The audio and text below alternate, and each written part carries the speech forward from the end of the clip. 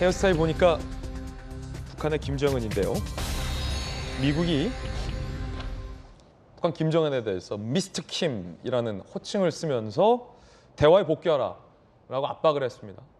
그러자 그 다음 날 바로 북한이 미사일을 또 쐈습니다. 북한이 고체 연료 사용한 고출력 로켓 엔진 시험에 성공했다.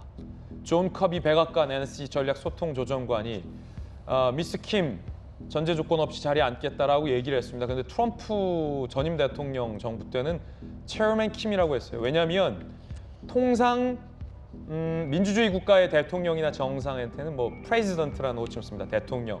예를 들어 프레지던트 윤, 프레지던트 문, 프레지던트 노, 프레지던트 킴. 이게 정식적인 호칭인데 북한은 민주주의 국가도 아니고 정상적인 뭐 국가로 인정을 할 수 없기 때문에 체어맨 킴이라는 호칭을 나름 고심해서 트럼프 정부 때는 썼는데 그것도 아니에요. 이제 미스터 김이에요. 김씨. 김씨잖아요, 김씨.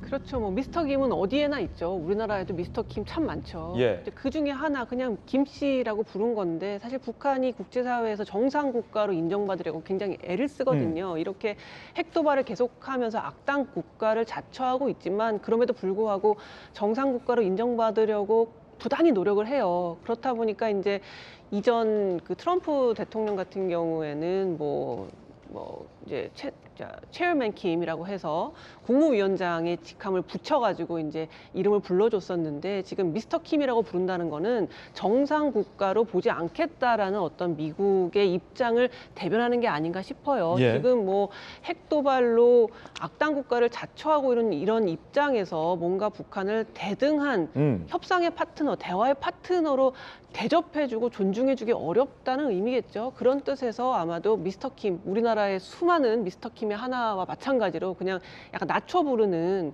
그런 김군 뭐 이런 건가요? 김군. 의도적으로 낮춰 부름으로써 북한을 어떻게 보면 굉장히 자극하고 도발할 수 있는 그런 메시지가 담겨 있다고 볼 수 있겠습니다. 그렇군요. 북한이 군 정찰 위성 시험을 진행했다라고 주장하며 북한이 쏘아올린 정찰 위성에 서울과 인천이 찍혔지롱 이라면서 사진을 공개했습니다. 함께 보시죠. 조선중앙통신 어제 발생한 MRBM의 군 정찰 위성 개발을 위한 최종 단계의 중요 시험이었다.